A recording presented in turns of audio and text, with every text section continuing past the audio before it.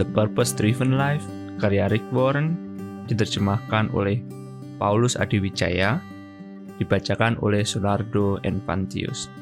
Hari ke-9, judul, Apa yang membuat Allah tersenyum? Ayat untuk judul dari Bilangan 6 ayat 25, Tuhan kiranya tersenyum kepadamu. Mazmur 119 ayat 135, Tersenyumlah padaku, hamba-Mu. Ajarilah aku cara yang benar untuk hidup. Senyuman Allah adalah tujuan hidup Anda. Karena menyenangkan Allah adalah tujuan pertama hidup Anda. Maka, tugas terpenting Anda ialah menemukan bagaimana melakukannya. Alkitab berkata, berusahalah mengenal apa yang menyenangkan hati Kristus, lalu lakukanlah itu. Untunglah Alkitab memberi kita satu teladan yang jelas tentang sebuah kehidupan yang memberikan kesenangan bagi Allah. Nama orangnya adalah Nuh. Pada zaman Nuh, seluruh dunia telah rusak secara moral. Setiap orang hidup bagi kesenangan mereka sendiri, bukan kesenangan Allah. Allah tidak bisa menemukan seorang pun di bumi yang tertarik untuk menyenangkan Dia, sehingga Allah berduka cita dan menyesal telah menciptakan manusia. Allah begitu jijik terhadap umat manusia sehingga Dia berencana untuk memusnahkan manusia. Tetapi ada satu manusia yang membuat Allah tersenyum. Alkitab berkata, tetapi Nuh sangat menyenangkan hati Tuhan. Allah berkata, orang ini mendatangkan kesenangan bagiku. Dia membuatku tersenyum. Aku akan memulai lagi dengan keluarganya. Karena Nuh mendatangkan kesenangan bagi Allah, Anda dan saya hidup saat ini. Dari kehidupannya, kita mengetahui 5 tindakan penyembahan yang membuat Allah tersenyum. Allah tersenyum bila kita mengasihi Dia di atas segalanya. Nuh mengasihi Allah lebih dari segala yang lain di dunia, bahkan ketika tidak seorang pun mengasihi Allah. Alkitab memberitahu kita bahwa sepanjang hidupnya, Nuh senantiasa mengikuti kehendak Allah dan hidup dalam hubungan yang erat dengan Dia. Inilah yang paling Allah inginkan dari Anda, suatu hubungan. Inilah kebenaran yang paling menakjubkan di alam semesta, bahwa pencipta kita ingin bersekutu dengan kita. Allah menciptakan Anda untuk mengasihi Anda, dan Dia rindu agar Anda balas mengasihi Dia. Dia berfirman, Aku tidak mengingini kurban-kurbanmu, Aku mengingini kasih-Mu. Aku tidak mengingini persembahan-persembahanmu. Yang kuingini ialah agar kamu mengenal Aku. Bisakah Anda merasakan kasih Allah bagi Anda di dalam ayat ini? Allah benar-benar mengasihi Anda dan sebaliknya, Ia ingin agar Anda mengasihi Dia. Dia rindu agar Anda mengenal Dia dan menghabiskan waktu bersamanya. Inilah sebabnya, belajar untuk mengasihi Allah dan dikasihi olehnya seharusnya menjadi tujuan terbesar dalam hidup Anda. Tidak ada hal lain yang bisa menandingi pentingnya hal tersebut. Yesus menyebutnya hukum yang terutama. Dia berkata, Kasihilah Tuhan Allahmu dengan segenap hatimu dan dengan segenap jiwamu dan dengan segenap akal budimu. Itulah hukum yang terutama dan yang pertama. Allah tersenyum ketika kita mempercayai Dia sepenuhnya. Alasan kedua Nuh menyenangkan Allah adalah karena dia mempercayai Allah, bahkan ketika hal tersebut tidak masuk akal. Alkitab berkata, karena iman, Nuh membangun bahtera di tengah-tengah tanah kering. Ia diperingatkan tentang sesuatu yang tidak kelihatan. Lalu ia bertindak sesuai dengan apa yang disuruhkan kepadanya. Sebagai hasilnya, Nuh menjadi akrab dengan Allah. Bayangkan situasi ini. Suatu hari Allah mendatangi Nuh dan berkata, Aku kecewa dengan umat manusia. Di seluruh dunia tidak ada seorang pun kecuali kau yang memikirkanku. Tetapi Nuh, ketika aku melihatmu, aku mulai tersenyum. Aku senang dengan hidupmu. Jadi aku meliputi dunia dengan air bah dan mulai kembali dengan keluargamu. Aku ingin kau membangun sebuah perahu raksasa yang akan menyelamatkanmu beserta binatang-binatang. Ada 3 masalah yang bisa menyebabkan Nuh bimbang. Pertama, Nuh tidak pernah melihat hujan, karena sebelum air bah, Allah mengairi bumi dari dasar bumi. Kedua, Nuh hidup ratusan mil dari samudera terdekat. Meskipun dia bisa belajar membangun bahtera, bagaimana dia bisa membawanya ke air? Ketiga, ada masalah dalam mengumpulkan seluruh binatang dan kemudian memeliharanya. Tapi Nuh tidak mengeluh atau membuat alasan. Dia mempercayai Allah sepenuhnya. Dan hal tersebut membuat Allah tersenyum. Mempercayai Allah sepenuhnya berarti memiliki iman bahwa Dia tahu apa yang terbaik bagi kehidupan Anda. Anda mengharap agar Dia memelihara janji-janjinya, membantu Anda dengan masalah-masalah, dan melakukan hal yang mustahil bila perlu. Alkitab berkata, Tuhan senang kepada orang-orang yang takut akan Dia, kepada orang-orang yang berharap akan kasih setianya. Nuh memerlukan 120 tahun untuk membangun bahtera tersebut. Saya membayangkan bahwa dia menghadapi banyak hari yang melemahkan. Tanpa adanya tanda hujan tahun demi tahun, dia dengan kasar dikritik sebagai seorang yang gila yang berpikir bahwa Allah berbicara kepadanya. Saya membayangkan anak-anak Nuh seringkali malu dengan perahu raksasa yang sedang dibangun di halaman depan. Namun Nuh tetap mempercayai Allah. Dalam bidang kehidupan Anda yang manakah Anda perlu mempercayai Allah sepenuhnya? Percaya adalah tindakan penyembahan, sama seperti orang tua disenangkan ketika anak-anak mempercayai kasih dan hikmat mereka. Iman Anda membuat Allah senang. Allah berkata, tanpa beriman, tidak seorang pun dapat menyenangkan hati Allah. Allah tersenyum ketika kita menaati Dia dengan sepenuh hati. Menyelamatkan populasi binatang dari air bah yang melanda seluruh dunia membutuhkan perhatian besar terhadap logistik dan rincian. Segala sesuatu harus dikerjakan sama seperti yang Allah tentukan. Allah tidak berkata, bangunlah sebuah perahu tua yang kau inginkan, Nuh, tapi memberi petunjuk yang sangat rinci dalam hal ukuran, bentuk, dan bahan bahtera itu, serta jumlah yang berbeda dari binatang-binatang yang akan dibawa dalam bahtera. Alkitab memberitahu kita tentang tanggapan Nuh. Lalu Nuh melakukan semuanya itu, tepat seperti yang diperintahkan Allah kepadanya. Demikianlah dilakukannya. Perhatikan bahwa Nuh taat sepenuhnya. Tidak ada petunjuk yang diabaikan. Dan dia menaati dengan tepat dalam cara dan waktu yang Allah inginkan agar bahtera itu selesai. Inilah artinya sepenuh hati. Tidak diragukan lagi, Allah tersenyum kepada Nuh. Andai kata Allah meminta Anda untuk membangun sebuah perahu besar, tidakkah Anda berpikir bahwa Anda mungkin memiliki beberapa pertanyaan, keberatan, atau keengganan? Nuh tidak. Dia menaati Allah dengan segenap hati. Itu berarti mengerjakan apapun yang Allah minta tanpa keengganan atau keraguan. Anda tidak menunda dan berkata, saya akan doakannya. Anda melakukannya tanpa penundaan. Setiap orang tua tahu bahwa ketaatan yang ditunda sebetulnya merupakan ketidaktaatan. Allah tidak berhutang pada Anda suatu penjelasan atau alasan untuk segala sesuatu yang Dia minta untuk Anda lakukan. Pemahaman bisa menanti, tetapi ketaatan tidak bisa. Ketaatan yang segera akan mengajar Anda lebih banyak tentang Allah daripada diskusi Alkitab seumur hidup. Sebetulnya, Anda tidak akan pernah memahami beberapa perintah sebelum Anda menaatinya lebih dulu. Ketaatan membuka pemahaman. Seringkali kita berupaya untuk memberi Allah ketaatan sebagian. Kita ingin memilih perintah-perintah yang kita taati. Kita memiliki daftar perintah yang kita sukai dan menaati perintah-perintah tersebut. Sementara mengabaikan perintah-perintah yang kita anggap tidak masuk akal, sulit, mahal, atau tidak umum. Saya akan menghadiri gereja, tapi saya tidak akan memberi persepuluhan. Saya akan baca Alkitab, tetapi tidak akan memaafkan orang yang menyakiti saya. Tetapi, ketaatan sebagian berarti ketidaktaatan. Ketaatan sepenuh hati dilakukan dengan penuh sukacita, dengan antusias. Alkitab berkata, taatilah Dia dengan senang hati. Inilah sikap Daud. Tuhan, katakan sajalah apa yang harus kulakukan, dan aku akan melakukannya. Sepanjang hidup aku akan menaati ketetapan-Mu dengan sepenuh hatiku. Yakobus, yang berbicara kepada orang-orang Kristen, berkata, jelaslah sekarang bahwa orang diterima baik oleh Allah karena apa yang dilakukan oleh orang itu, dan bukan hanya karena imannya saja.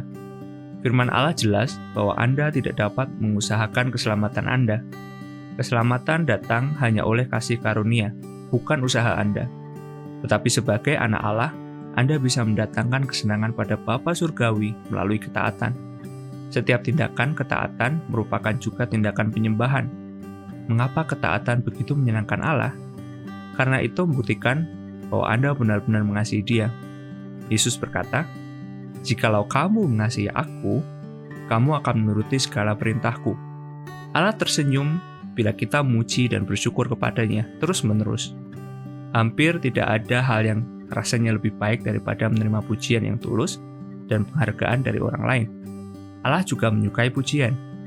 Dia tersenyum ketika kita mengekspresikan kekaguman dan ucapan syukur kita kepadanya. Kehidupan Nuh membawa kesenangan bagi Allah karena dia hidup dengan hati yang penuh pujian dan ucapan syukur. Tindakan pertama Nuh setelah selamat dari air bah adalah menyatakan syukurnya kepada Allah dengan mempersembahkan kurban. Alkitab berkata, lalu Nuh mendirikan mezbah bagi Tuhan. Lalu ia mempersembahkan korban bakaran di atas mezbah itu. Karena pengorbanan Yesus, kita tidak memberikan kurban-kurban binatang seperti yang dilakukan Nuh. Sebaliknya, kita diperintahkan untuk memberikan pada Allah korban puji-pujian, korban syukur. Kita memuji Allah dengan keberadaannya, dan kita mengucap syukur atas apa yang telah dia kerjakan. Daud berkata, aku akan memuji-muji nama Allah dengan nyanyian, mengagungkan dia dengan nyanyian syukur, pada pemandangan Allah itu lebih baik. Suatu hal yang mengagumkan terjadi ketika kita memberikan pujian dan syukur kepada Allah. Ketika kita memberi Allah kesukaan, hati kita sendiri dipenuhi dengan sukacita. Ibu saya senang memasak untuk saya. Ibu saya senang memasak untuk saya. Bahkan setelah saya menikahi Kay, ketika kami mengunjungi orang tua kami, ibu mempersiapkan hidangan buatan sendiri yang luar biasa. Salah satu kesenangan besarnya dalam hidup ialah melihat kami anak-anaknya makan dan menikmati apa yang telah ibu sediakan. Semakin kami senang memakannya, semakin senanglah ibu. Tetapi kami juga suka menyenangkan ibu dengan menyatakan kesukaan kami akan masakannya. Hal tersebut bermanfaat dalam dua segi. Ketika saya menyantap hidangan yang luar biasa tersebut, saya akan menyanjungnya dan memuji ibu saya. Saya bukan hanya bermaksud menikmati makanan tersebut, tetapi juga menyenangkan ibu saya. Semua orang bahagia. Penyembahan juga bermanfaat dalam dua segi. Kita menikmati apa yang telah Allah lakukan bagi kita, dan ketika kita mengekspresikan kenikmatan tersebut kepada Allah, hal ini mendatangkan sukacita baginya, tapi juga meningkatkan sukacita kita. Kitab Mazmur berkata, tetapi orang-orang benar bersukacita. Mereka beria-ria di dalam Allah, bergembira dan bersukacita. Allah tersenyum bila kita menggunakan kemampuan kita. Setelah air bah, Allah memberi Nuh 3 petunjuk sederhana. Beranak cuculah dan bertambah banyaklah, serta penuhilah bumi. Segala yang bergerak, yang hidup, akan menjadi makananmu. Aku telah memberikan semuanya itu kepadamu, seperti juga tumbuh-tumbuhan hijau. Allah berkata, tiba saatnya untuk melanjutkan hidupmu. Kerjakan hal-hal yang untuk melakukannya aku telah merancang manusia. Bercintalah dengan pasanganmu, milikilah anak-anak, bentuklah keluarga-keluarga, tanamlah bahan pangan dan makanlah. Jadilah manusia, untuk inilah aku menjadikanmu. Anda mungkin merasa bahwa satu-satunya saat Allah disenangkan oleh Anda adalah ketika Anda sedang melakukan aktivitas-aktivitas rohani, seperti membaca Alkitab, menghadiri ibadah, berdoa, atau membagikan pengalaman iman Anda. Dan Anda mungkin berpikir bahwa Allah tidak peduli dengan bagian-bagian lain dalam hidup Anda. Sebetulnya, Allah senang mengamati setiap rincian kehidupan Anda, entah Anda sedang bekerja, bermain, beristirahat, atau makan. Dia tidak melewatkan setiap gerakan yang Anda buat. Alkitab memberitahu kita, langkah-langkah orang benar dipimpin oleh Tuhan. Dia senang atas setiap rincian hidup kita. Setiap kegiatan manusia, kecuali dosa, bisa dilakukan bagi kesenangan Allah jika Anda melakukannya dengan sikap memuji. Anda bisa mencuci piring, memperbaiki mesin, menjual barang, membuat program komputer, menanam bahan pangan, dan membangun keluarga bagi kemuliaan Allah.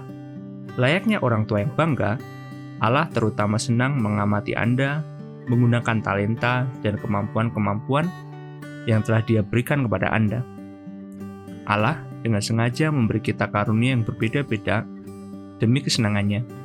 Dia telah menjadikan beberapa orang untuk bersifat atletis dan yang lain bersifat analitis. Anda mungkin diberi karunia dalam mekanik atau matematika, atau musik, atau ribuan keterampilan lainnya. Semua kemampuan ini bisa mendatangkan senyuman pada wajah Allah. Alkitab berkata, Dia yang membentuk hati mereka sekalian, sekarang Dia memperhatikan segala pekerjaan mereka. Anda tidak mendatangkan kemuliaan atau kesenangan bagi Allah dengan menyembunyikan kemampuan-kemampuan Anda atau dengan berusaha menjadi orang lain.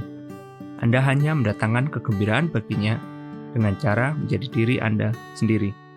Setiap kali Anda menolak bagian kemanapun dari diri Anda sedang menolak hikmat dan kedaulatan Allah ketika menciptakan Anda. Allah berfirman, "Kamu tidak berhak berbantah dengan penciptamu. Kamu tidak lain dari tanah liat periuk saja." Adakah tanah liat berkata kepada pembentuknya, "Mengapa kau buat aku seperti ini?"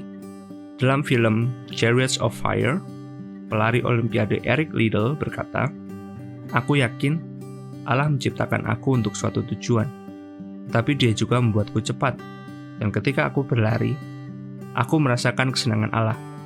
Kemudian dia berkata, "Berhenti berlari akan berarti menganggap rendah Allah. Tidak ada kemampuan yang tidak rohani. Yang ada hanyalah kemampuan-kemampuan yang disalahgunakan. Mulailah gunakan kemampuan-kemampuan Anda bagi kesenangan Allah. Allah juga mendapatkan kesenangan waktu melihat bahwa Anda menikmati ciptaannya. Dia memberi Anda mata untuk menikmati keindahan, telinga untuk menikmati bunyi, hidung dan lidah untuk menikmati bau dan rasa, dan syaraf-syaraf di bawah kulit. Dia memberi Anda mata untuk menikmati keindahan, telinga untuk menikmati bunyi, hidung dan lidah untuk menikmati bau dan rasa, dan syaraf-syaraf di bawah kulit Anda untuk menikmati sentuhan. Setiap tindakan kenikmatan menjadi tujuan tindakan penyembahan ketika Anda bersyukur kepada Allah untuk itu. Sebenarnya, Alkitab berkata, Allah yang dalam kekayaannya memberikan kepada kita segala sesuatu untuk dinikmati. Allah bahkan senang melihat Anda terlelap. Ketika anak-anak saya masih kecil, saya ingat ada kepuasan yang dalam ketika mengamati mereka tidur. Kadang-kadang hari itu sudah dipenuhi dengan masalah dan ketidaktaatan. Tetapi ketika tidur, mereka terlihat puas, aman, dan damai. Dan saya diingatkan betapa saya mengasihi mereka. Anak-anak saya tidak perlu melakukan apapun bagi saya agar saya bisa senang karena mereka.